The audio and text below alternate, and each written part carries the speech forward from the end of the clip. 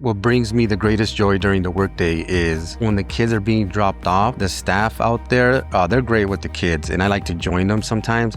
They're pumping the kids up, like, it's great that you made it. You know, it's good to see you here, and I'm right there along cheering them also.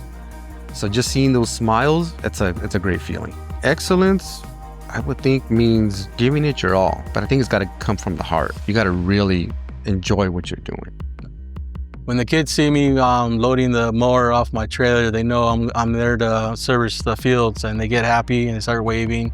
They're all happy when they see me because they know the grass is going to get cut. They'll be able to play safely on the fields. The word excellent means that I'm doing my job right, giving my all to make pool site look good 100%, so the kids will be happy to come to all the upland school sites. Excellence to me is you go above and beyond what is expected of you. I try to keep the campus clean how I would want it to look and be if my kids were going here.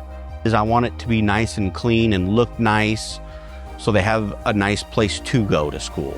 When they're in class, they probably don't even notice that I'm out here cleaning up, and it's already cleaned up, and I've already started dumping trash cans for the end of the day, getting ready for the next day.